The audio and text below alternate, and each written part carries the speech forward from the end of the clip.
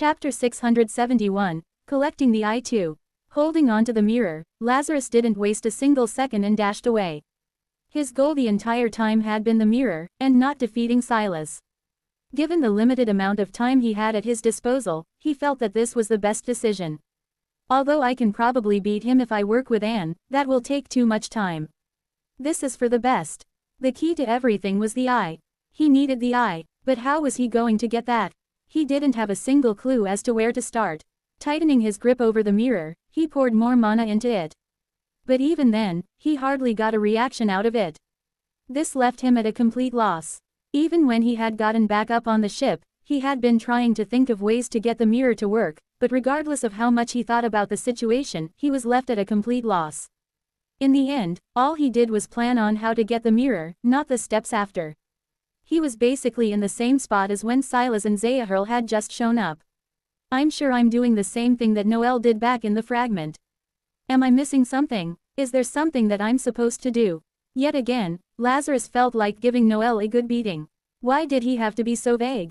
Things would have been so much easier if he had just told him in advance how to locate the eye using the mirror. But at the very least, he was sure that he had the ability to find it.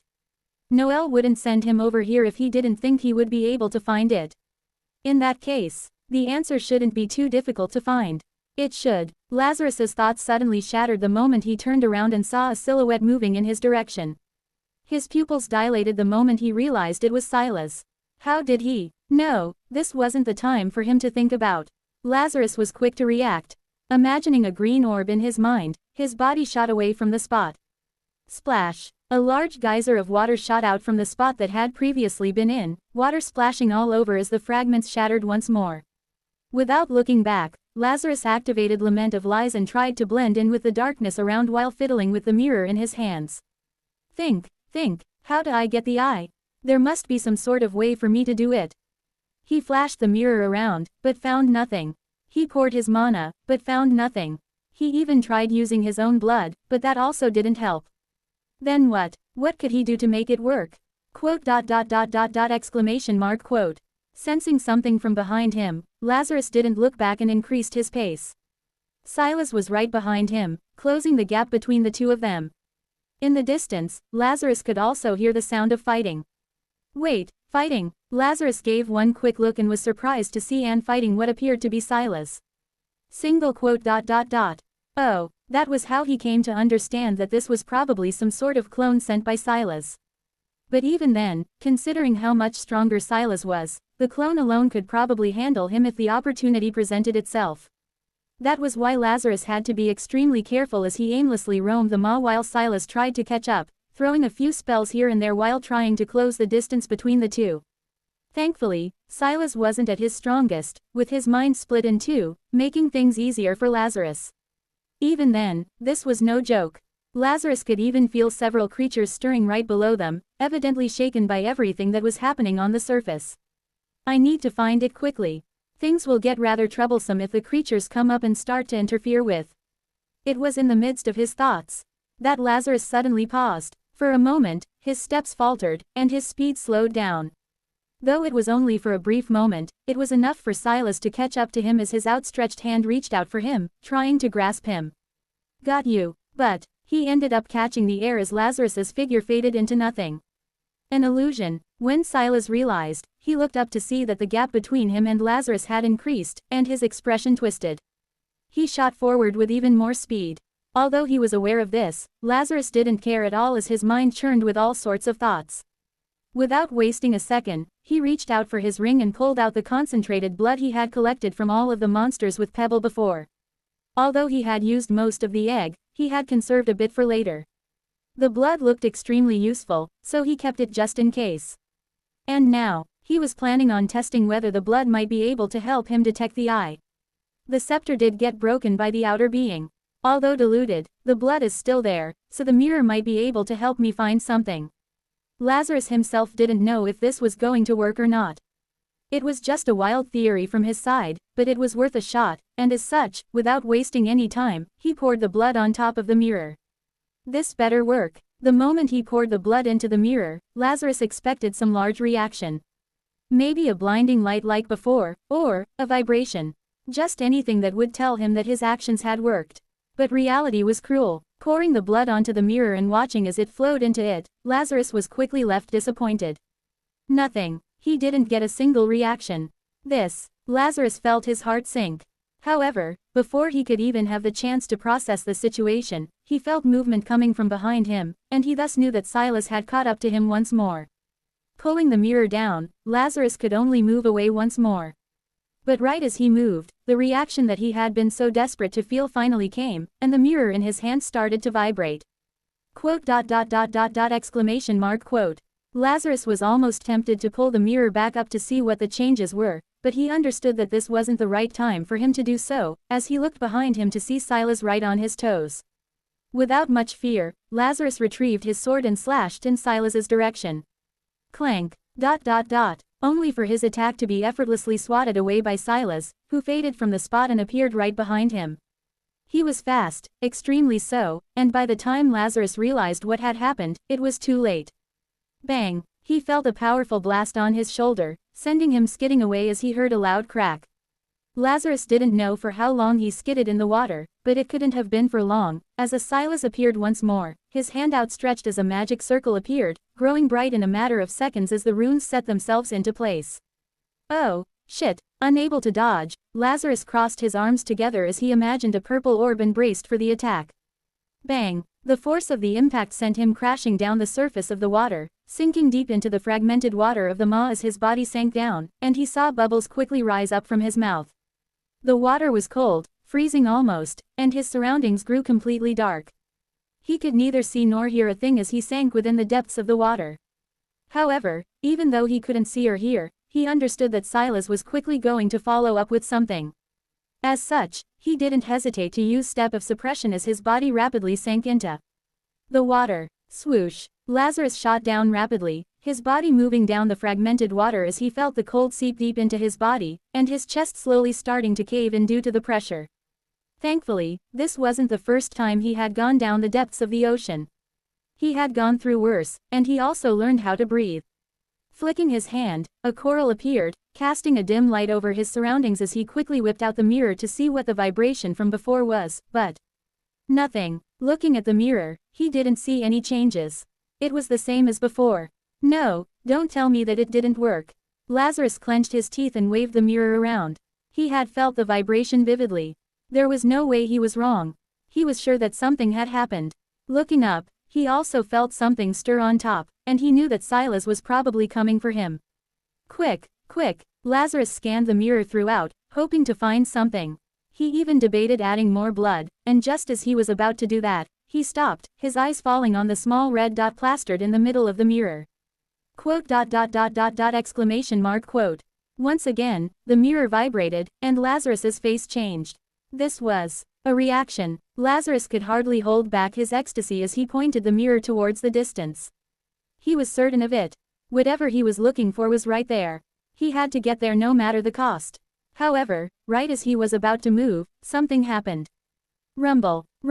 As if the entire world had started to collapse, the world around Lazarus shook, his body swaying left and right as he felt a pressure so suffocating that he almost felt his lungs get crushed on the spot. Horrified, Lazarus looked up in the direction of the pressure, and it was then that he understood. The primordial one had made its move. And so had the woman from the Empire.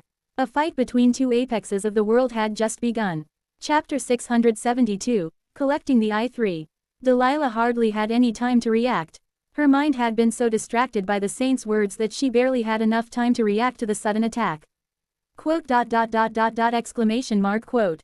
She didn't see the attack coming, but she sensed it at the last possible moment, snapping her hand upward to conjure a black void that absorbed the strike head-on. Bang! A terrifying sound echoed shortly after as massive waves formed around the boat Delilah stood on. Ah! Careful! Panicked screams filled the air as the ship lurched violently, swaying back and forth in the wake of her action's aftermath. Seeing the chaos, Delilah's brows knitted together before she gently clicked her heel against the boat's wooden surface, calming everything down. It was only then that the screams started to settle down. No longer paying them any mind, Delilah focused her attention on the colossal figure that stood before her, its massive frame towering over the world as some sort of mist covered its real form, making it hard to tell its exact appearance. Staring at the creature, Delilah's expression turned extremely serious. Single quote. I wasn't able to sense its attack until its last moment. Thankfully, she was able to react in time, but the fact that she wasn't able to react to the attack until the last moment made her extremely apprehensive. Quote! Quote. Sensing something again, Delilah's head flickered to her right as she raised her hand. Bang! Once again, she felt a powerful attack coming unexpectedly at her from the flank. She was able to block it just like the first time, and unlike before, she was also able to block the aftermath of the attack, but as she pulled her hand back, Delilah felt a subtle stinging sensation. Retrieving her hand, her eyes squinted as she saw a deep gash on her open palm. I'm hurt. The deep gash on her hand rapidly healed, the blood flowing back into her body. Delilah closed her eyes before shifting her attention towards the gigantic creature once more. Just a mere look at it, and she felt her head throb. That was when she understood what was going on. This must be some sort of mind-type monster. It is most likely disrupting my mind, making its attack only discernible when they're close enough to me. All it took was one quick observation for her to understand exactly what was going on, and it was also in that moment that she felt multiple attacks shoot in her direction from all sides. Her face didn't change under the barrage of attacks. As she tapped her foot against the ship's deck, a black film began to rise beneath her, creeping outward and blanketing the area. From the tainted surface, dark, sickly hands clawed their way up, reaching hungrily toward the source of the attacks. Bang, bang, bang, muffled explosions echoed throughout as Delilah raised her head up to stare at the primordial creature before jumping slightly and landing on the surface of the water, her steps leaving no ripple behind. Bang, even more attacks shot in her direction, but Delilah remained unmoved, more and more hands creeping up from beneath her and shooting in the direction of each attack. Like that, Delilah was able to inch closer and closer to Zahirl.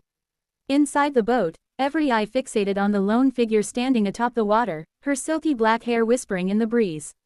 Beneath her feet, the crimson waves slowly darkened like an oil spill, as if her very presence was corrupting them. Towering above her, a colossal monster loomed, its shadow stretching wide across the sea. Compared to the monster, she was a lot smaller. Almost insignificant, and yet, to the eye of all the people present, it almost felt as though she stood on the same level as the beast. And soon, stopping right before the monster, Delilah's deep black eyes turned completely black.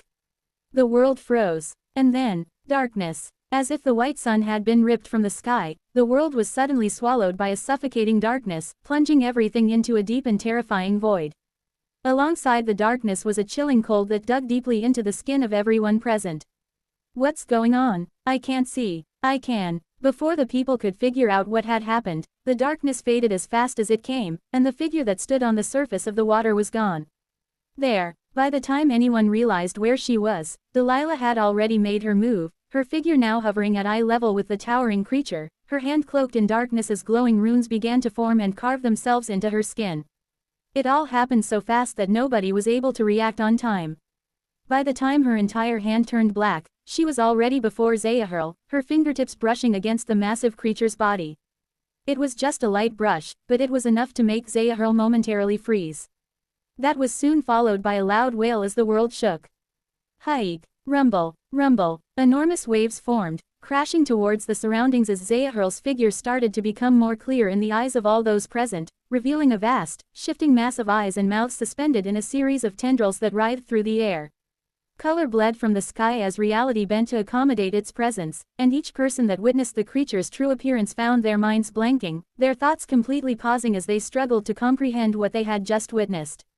Some of the more unfortunate ones found their minds completely shattering, their brains exploding on the spot, while the more fortunate ones passed out directly. Swoosh. The sight merely lasted a few seconds as a golden shield formed around the ship, blocking the sight from everyone present. If not for the saint's quick intervention, a lot more people would have died. Ha! Ha! With a pale face, the saint was barely holding it in together. Even he was affected by the sight. His mind throbbed hard, and his entire body shuddered as the memories of the creature's true appearance erased itself from his mind. The saint's expression turned grim. If this is how much I'm affected by one simple look, I wonder how the mysterious woman from before is faring. She had been the closest of everyone present. Surely she wasn't unscathed. And indeed she wasn't. The moment Zahirl's real figure flickered, Delilah's entire body trembled and she stumbled back in the air as her mind pierced with a terrifying pain. The pain was so strong that it threatened to consume her thoughts. It took her several seconds to regain her composure, and by the time she lifted her gaze, Zaahirl's true form had already vanished once more behind the veil. Her expression turned even more serious. This creature is a lot more powerful than I expected. Her disadvantage lay in the fact that this was a mind-type monster. They weren't physically strong, but they targeted the mind, and it made things rather difficult for Delilah, who didn't specialize in the mind. Delilah was still confident in taking the creature down, but it would take her a lot of effort. Effort that she wasn't so sure she wanted to expend. Why did she need to fight with her life on the line? For what reason would she need to do that? Was it for that mysterious man? But she couldn't recall a single thing about him. Was he really the real reason for why she was here? The more Delilah thought about the man, the more bitter she felt. Was he really worth it? Was he worth fighting with her life on the line? Rumble. It was as if the entire world shook. Even as he floated beneath the depths of the water, Lazarus felt the shocks coming from the fight that was happening above. Just the mere aftershocks of the fight left him with palpitations, and his expression quickly changed. I need to hurry. He didn't know for how long the fight would continue for, and so he quickly got to work and started to head in the direction of where the eye was located. According to the mirror, it was deep within the waters, ahead of him. All he had to do was swim for a little bit before reaching the spot. Rumble, rumble. The world continued to shake as he moved deep underwater, his speed increasing as his heart raced uncontrollably. The fight above was growing more and more intense. She should be fine. Zaahirl should be at the same level as her. Lazarus wasn't worried about the safety of the woman from the Empire. He was worried about whether she'd keep the primordial creature in check long enough for him to find the eye. Realistically speaking, all her memories of him were gone. She had no reason to be here. As such, he was worried she'd leave once she realized that the risk wasn't worth it. Quote, exclamation mark quote. To make matters worse, Lazarus also felt a powerful figure rapidly approach him from behind. Quick, imagining a red orb, Lazarus's speed boosted as he supplemented the sky with step of suppression that granted him the ability to stay grounded within the water. But, rumble. As the outside world rumbled, Lazarus felt that the depths of the maw was also starting to stir as several creatures that'd been laying dormant within the depths of the water were starting to wake up. No, not now. Lazarus grit his teeth, pouring everything he had in him to go even faster as he followed the dot on the mirror. He didn't even bother to hide his presence with lament of lies. Instead, he used Wobbles and Almighty's pressure to make himself look as intimidating as possible. Within the depths of the water, he stood out. But at the same time, his presence kept a lot of the Mosshunters away. Rumble. The water stirred once more, and Lazarus's heart skipped a beat. But not for long as the dot in the mirror enlarged right before his eyes. There. That was when Lazarus realized he was Chloe's to the eye, and he kicked the water with even more aggressiveness, shooting down like an arrow. Swoosh. His figure cut through the water, before finally reaching the depths of the maw where he felt the seabed. It should be right over here. Lazarus angled the mirror beneath him and scanned the surroundings, but to his surprise, there was nothing there. What? Where is it? He angled the mirror once again, trying to get a good read, but all it showed him was a red dot, telling him that he was at the right spot. However, regardless of where he looked, he couldn't see a single thing. Was the mirror lying? No, there's no way. I'm sure it's somewhere here. But where? Lazarus's thoughts paused and he looked down. That was when it suddenly crossed his mind and he raised his hand and punched down. Bang. Right, if it wasn't above, then it had to be below. Bang.